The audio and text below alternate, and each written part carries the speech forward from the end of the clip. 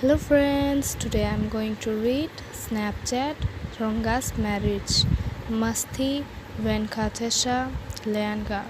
Ranga, the accountant's son, is one of the rare breed among the village folk who has been to the city to pursue his studies.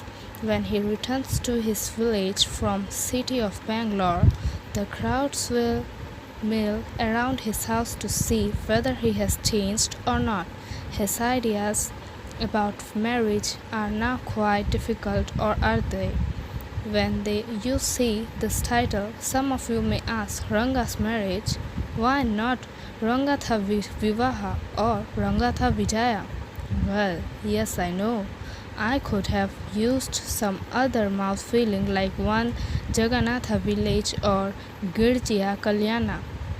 But then, this is not about Jagannatha's victory or Girjia's wedding. It's about our own Ranga's marriage, and hence no fancy title. Hoshal Lee is our village. You must have heard of it. No? What a pity. But it's not your fault. There is no mention of it in any geography book. Those sahibs in England writing in English probably do not know such a place exists, and so make no mention of it.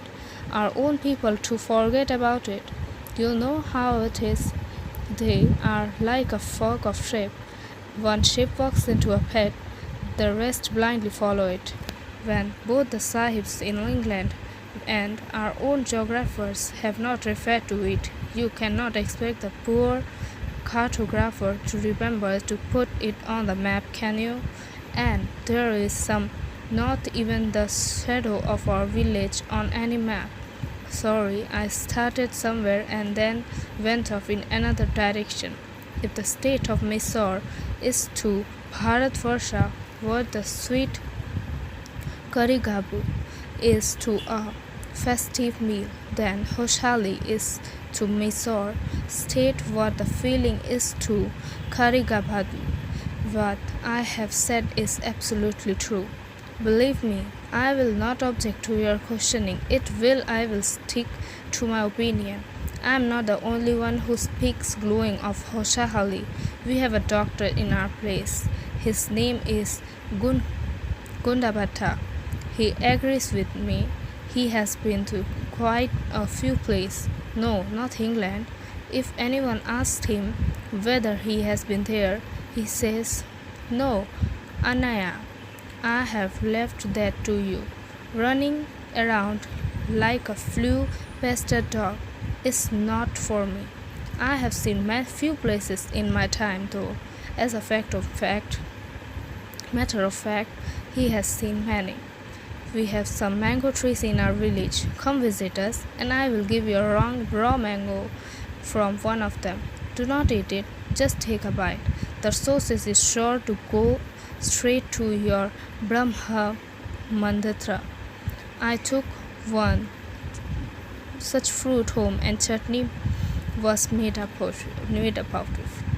All of us ate it. The cough was suffered from. After that, it was when I went from the cough medicine that the doctor told me about the special quality of the fruit. Just as the mango is special, so is everything else around our village. We have a creeper growing in the ever so fine water of the village pond. Its flowers are a feast to behold. Get 2 leaves from the creeper when you go to the pond for your bath, and you will not have to worry about not having leaves on which to serve that afternoon meal. You will say, I am rambling. It is always like that when the subject of our village comes up. But enough. If anyone of you would like to visit us, drop me a line. I will let you know where Hoshali is and where things are like here. The best way of getting to know a place is to visit it. Don't you agree? What I am going to tell you is something that happened 10 years ago. We did not have many people who knew English then. Our village accountant was the first who had courage to send his son to the Bangalore to study. It is different now. There are many who knows English. During the holidays, you come across on every street talking in English. Those days we have not speak in English, nor did we bring in English words while talking. In Canada, what has happened is disgraceful. Believe me, the other day I was in Rama Rao's house. When they bought a bundle of firewood, Rama Rao's son came out to pay for it. He asked the woman, "How much should I give you?" "4 rupees," she said. The boy told her he did not have change and asked her to come to the next morning. The poor woman did not understand the English word change and went away muttering to herself. I too did not know. Later, when I went to Ranga's house and asked him, I understood what it meant. The priceless commodity, the English language, was not so widespread in our village a decade ago. That's why Ranga's homecoming was a great event when rushed to a doorstep announcing, "The accountant's son has come. The boy who had gone to Bangalore for his studies is here, it seems, and Ranga is here. Let's go and have a look." Attracted by the crowd, I too went and stood in the courtyard and asked, "Why have all those people come? There is no performing monkey here." A boy, a fellow without a brains, said loud enough for everyone to hear, "What are you doing here then?"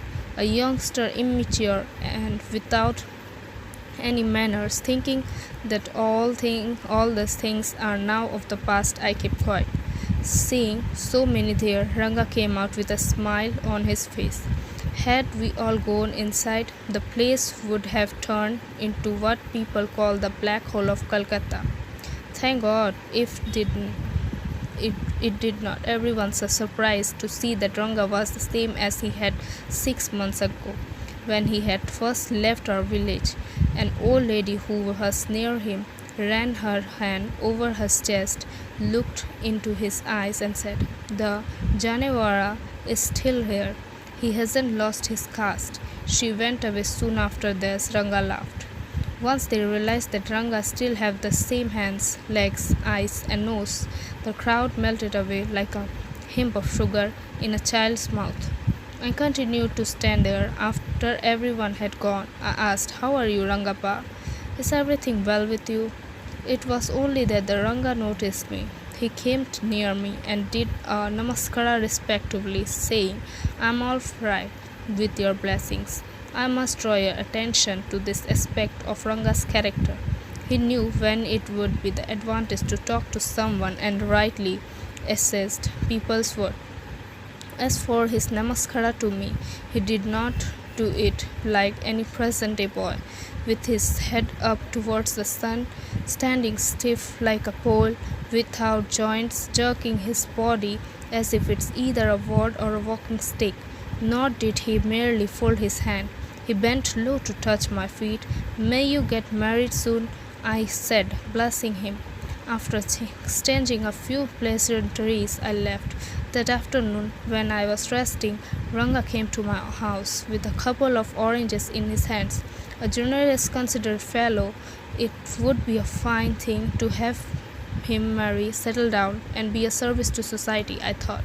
For a while, we talked about this and that. Then I came to the point. "Rangappa, when do you plan to get married?" "I am not going to marry now," he said. "Why not?" I need to find the right girl. I know an officer who got married only 6 months ago. He is about 30 and his wife is 25. I'm told.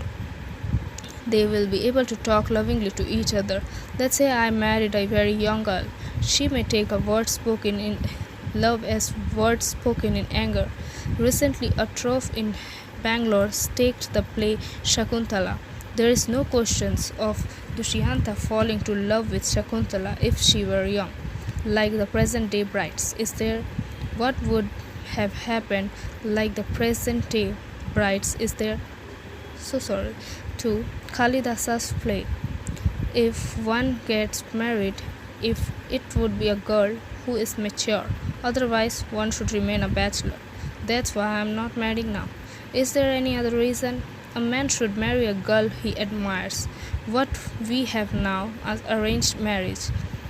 How can one admire a girl with milk stains on one side of his face and redness on the other, so young, and she doesn't even know how to bite her fingers? One a neem fruit, the other a bitter gourd. Exactly, Ranga said, laughing. I was distressed that the boy who I thought would make a good husband have decided to remain a bachelor. After chatting for a little longer, Ranga laughed. I made up of mind right then that I would get him married. So that's all. Today I am going to finish until tomorrow I am going to upload part 2. So stay still and please subscribe, like and comment to my channel. Take care.